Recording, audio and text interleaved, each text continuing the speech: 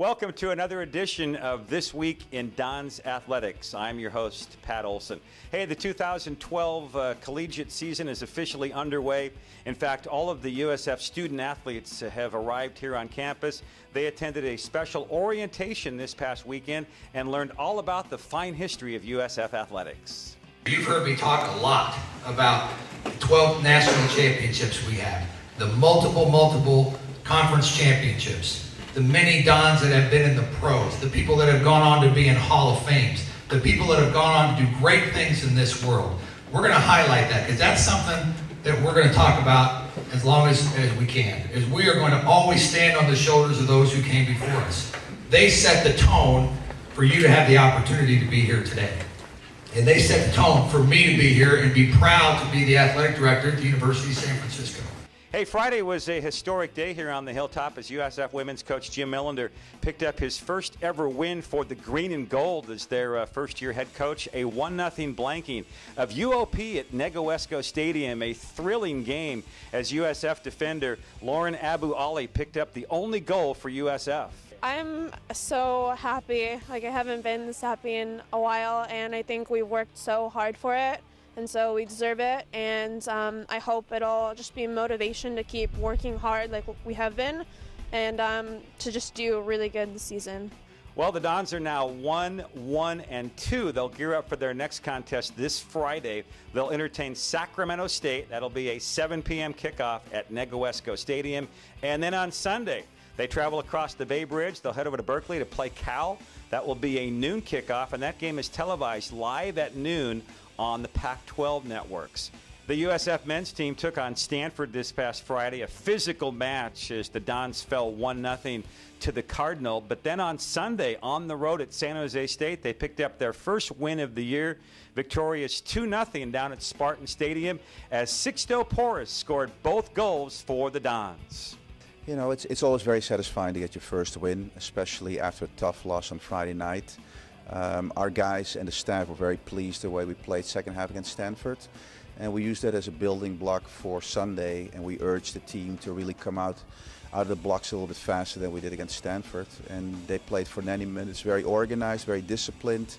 We created 3-4 good chances, and Sixto Porras was on the end of one good cross of Taylor Kruger. He was the end of a cross on a corner kick as well. We didn't give up away many chances, so I think it was a very satisfying win within 48 hours, also knowing that San Jose State played their first game this season. They were well rested.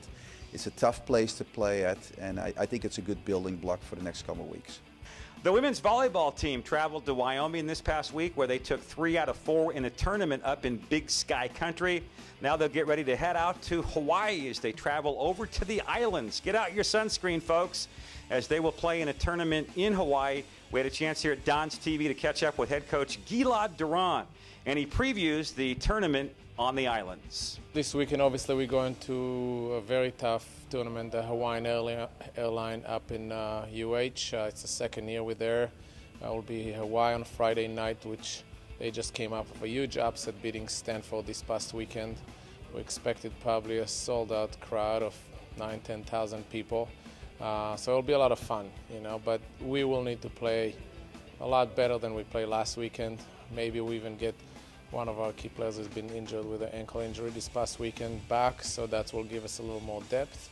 And then we play Cal and Baylor, also top 25, top 50 team. So hopefully we get a win or 2, if not 3, and then if anything else, just get more experience, get better as the season progresses. The men's and women's cross-country teams host the San Francisco Invitational this Saturday, 9:15 a.m. at Golden Gate Park. It's really the only chance all season to see the cross-country teams hosting a tournament.